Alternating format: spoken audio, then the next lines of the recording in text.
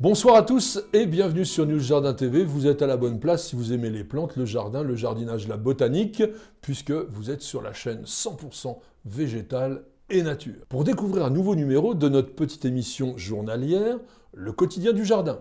Cette émission vous est offerte gratuitement pendant 24 heures et ensuite elle est réservée en consultation permanente aux seuls membres de News Jardin TV, le club. Je vous rappelle rapidement que le principe de l'émission consiste à ce que je réponde chaque soir à l'une de vos innombrables questions que nous sélectionnons soit sur le site internet www.newsjardintv.com, soit sur la page YouTube de l'émission lorsque vous commentez l'une de nos très nombreuses vidéos, ou aussi, et ça je vous incite vraiment à le faire, nous envoyer un mail sur contact@newsjardintv accompagné de photos afin que je puisse vous faire un diagnostic aussi précis et complet que possible. Pour ce soir, nous avons choisi la question de Godou. À quelle période doit-on planter une haie et quelles sont les espèces à croissance rapide? Nous sommes actuellement dans la période idéale de ce que l'on appelle les plantations d'automne. Je vous rappelle que le 25 novembre, on dit « à la Sainte-Catherine, tout bois prend racine ». Et vous avez jusqu'au mois de mars pour mettre en terre tranquillement, pendant les périodes hors gel, toutes les plantes ornementales que vous souhaitez, et notamment les arbustes de haies. Les tendances actuelles étant aux haies naturelles, avec un mélange d'espèces variées. D'ailleurs, je vous rappelle que nous avons traité de ce sujet dans l'émission 46 du quotidien du jardin, eh bien, on va choisir plusieurs arbustes et aussi variés que possible. Bien entendu, les conifères pourraient convenir, mais dans les haies d'aujourd'hui, on va les mettre à 10-15% maximum. Leur intérêt principal étant de nous fournir une végétation permanente très homogène. Mais c'est aussi leur défaut parce qu'ils sont un peu tristes au bout d'un moment à être immuables dans leur aspect. Les conifères qui poussent les plus vite sont les thuyas et ce que l'on appelle les cyprès de Leyland, Cupressus leylandii, qui sont des hybrides et dont un cultivar notamment qui s'appelle Vito, on comprend tout de suite. Comme le choix des arbustes énormes avec des intérêts variés, je vous propose un top 10. Une sélection des 10 meilleurs à mon avis, mais que je vous présenterai en deux temps. 5 aujourd'hui et 5 autres demain, donc soyez à l'écoute. Je vous les présente sans ordre de préférence, par ordre alphabétique. Comme ça, chacun fera son choix. L'arbre aux papillons, Buddleia davidii.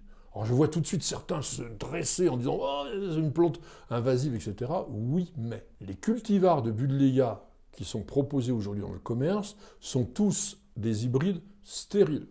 Donc vous n'avez pas de crainte d'une dispersion dans l'environnement comme le fait malheureusement l'espèce sauvage. Mais alors pourquoi le Buddleia? Eh bien parce que c'est l'archétype même de la plante libre. Ça fait un buisson un peu échevelé, les tiges poussent comme ci, comme ça, assez vigoureux quand même. On peut en avoir qui montent jusqu'à 3, 4, voire 5 mètres si on ne les taille pas régulièrement. Et puis la floraison, exceptionnellement abondante pendant l'été. Des grands épis de toutes les couleurs, dans les roses, rouges, violacés et blancs. Plantes qui poussent vraiment dans tous les types de sols, qui demandent strictement aucun entretien, si ce n'est pour avoir une grande et abondante floraison et une plante un peu compacte de ratiboiser tout ce monde-là en fin de saison, puisqu'il fleurit sur des pousses de l'année. Mais sinon, il n'y a vraiment pas de problème. Et puis ça attire les papillons. Il est vrai aussi, sur le plan écologique, qu'il y a des bémols à mettre, parce qu'on s'est rendu compte que certains papillons ne profitaient pas vraiment de la floraison des Buddleia, voire pouvaient avoir des effets secondaires néfastes pour eux. En tout cas, si vous avez un sol moyen, même calcaire, mais en revanche, un endroit chaud et ensoleillé, n'hésitez pas sur les Buddleia d'aujourd'hui. Mon deuxième choix est Cotinus cogigria, qu'on connaît sous le nom d'arbre aux perruques. C'est un arbuste qui peut prendre une certaine ampleur. On en a un au jardin qui atteint pratiquement 8 mètres de haut, mais ça se taille très très bien. Et il y a aussi des cultivars qui sont assez compacts. Ce qui est intéressant chez le Cotinus, c'est la forme de ses feuilles qui sont arrondies, qui sont originales. Certains cultivars ont des feuilles pourpres. La couleur d'automne est absolument enthousiasmante. C'est magnifique. Dans les orangés, cuivrés, mais vraiment d'une intensité totale. La floraison est vaporeuse, ça fait des espèces de bouquets qu'on a appelés des perruques parce qu'effectivement, c'est très très léger. Ça peut être un peu casse-pied parce que ça se diffuse partout lorsque la plante est de grande taille. Il y en a à ramasser en fin d'été. Mais vraiment, il n'y a pas de problème avec cette plante. Très rustique. Tous les sols, même, on dit dans la littérature pas de sol lourd. Nous ici, c'est argilo-calcaire et ça va très bien.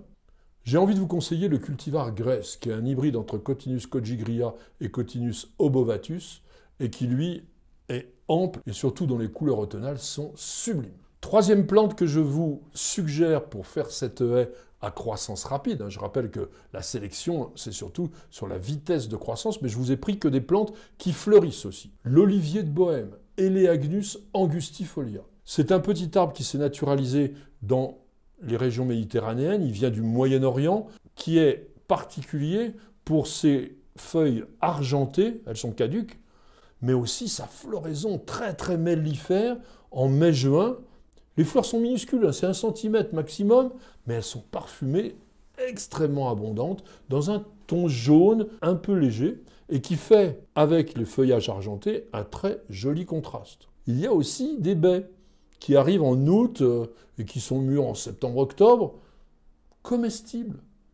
Ça ressemble un peu à une petite olive. Comme les plantes précédentes, c'est une végétation assez vigoureuse. On peut atteindre facilement 6 mètres avec un olivier de Bohême. Il peut aussi former un tronc, mais dans le cas présent, vaut mieux le laisser en buisson, bien sûr, pour faire une haie. Et aussi, il a des épines. Alors, c'est un avantage et un inconvénient. Mais si vous voulez faire une haie défensive, n'hésitez surtout pas à intégrer dans l'ensemble des végétaux un olivier de Bohême. Comme il supporte très très bien la taille, eh bien vous pourrez moduler sa hauteur à votre guise. Autre avantage, aucun parasite et une très très bonne résistance à la pollution. Mon quatrième choix est le corec du Japon. C'est une plante que les botanistes appellent Kerria japonica, qui est extrêmement courant. Un peu moins maintenant, parce qu'il a eu une grande vogue dans les années 70-80. On l'associe très souvent Forsythia, Kerria et groseillier à fleurs. Ce que je reproche aux Kerria, plutôt aux pépiniéristes, c'est qu'ils nous vendent essentiellement le cultivar Pleniflora, qui, comme son nom veut dire, fait des fleurs très pleines, très doubles, comme des petits pompons. C'est moins élégant, à mon avis, que la forme botanique à fleurs simples. Alors on est dans le jaune vif. Ce qui est intéressant chez le Kerria, c'est l'élégance de son feuillage. La feuille est ovale, pointue, légèrement dentelée, puis ça va fleurir au printemps très tôt. Et si vous voulez beaucoup de floraison, n'hésitez surtout pas à raccourcir un peu la ramure chaque année après la floraison pour favoriser l'émission de nouveaux rameaux et surtout aussi un peu éclaircir, parce que s'il est très très dense, comme il a l'habitude de le faire, la floraison est moins abondante. Au niveau de la culture, il n'y a strictement rien à faire, ça pousse partout, c'est particulièrement rustique. Et le dernier arbuste que je vais vous présenter aujourd'hui, c'est le Cytise à grappes, Laburnum anagyroides, qu'on appelle aussi le faux ébénier. Pourquoi ? Bien parce que son bois est particulièrement dur et il est aussi très sombre. C'est un grand arbuste, lui aussi, en moyenne 4 mètres, mais il peut aller jusqu'à 6-7 mètres, voire plus parfois. Feuillage caduc, feuilles trifoliolées. C'est élégant. Et en mai-juin, surtout, l'arbuste va porter de très nombreuses grappes pendantes d'environ 10 voire 20 cm de longueur, de fleurs jaunes, parfois légèrement tachées d'un petit peu de rouge. Et ces fleurs sont légèrement parfumées, mais surtout très mellifères. Elles attirent les pollinisateurs. Mais attention, il y a un revers sérieux à la médaille. L'ensemble de cette plante est toxique, mais surtout les graines qui apparaissent en fin de saison dans des gousses pendantes sont mortelles. Donc, si on a des jeunes enfants, on ne plante pas de cytise dans cette haie. Plante facile à cultiver, mais dans un sol plutôt drainant. Il n'aime pas beaucoup avoir de l'humidité en hiver. Attention aussi dans les régions très froides, la rusticité est plutôt de l'ordre de moins 15 degrés et il y aurait des dégâts importants si la température devait descendre plus bas. Il apprécie vraiment les sols plutôt secs, pauvres, et il supporte très très bien le calcaire. Merci d'avoir suivi cette émission. Je vous signale donc que demain vous aurez la suite. Nous répondrons toujours à la même question, mais comme il y avait beaucoup d'arbustes à vous présenter, je ne voulais pas vous occuper trop de temps. Merci de nous avoir suivis, j'espère que ça vous a intéressé. Vous avez vu, on a passé en revue pas mal d'arbustes qui peuvent aller dans tous les jardins, donc n'hésitez pas à les accueillir chez vous. Et je vous donne rendez-vous dès demain à partir de 19 h pour suivre un nouveau numéro de notre émission journalière Le Quotidien du Jardin, qui, je le rappelle, pour ceux qui veulent la consulter en permanence, est réservée uniquement aux membres de News Jardin TV Le Club. Alors faites-nous le plaisir d'adhérer, il suffit tout simplement d'appuyer sur la petite fenêtre « Rejoindre » et ensuite Google vous guidera pour que vous deveniez membre de ce club. Je vous souhaite à tous et à chacun de passer une excellente soirée et je vous donne rendez-vous dès demain à partir de 19 h, sans faute, pour un nouveau numéro du Quotidien du Jardin. C'est sur News Jardin TV et nulle part ailleurs.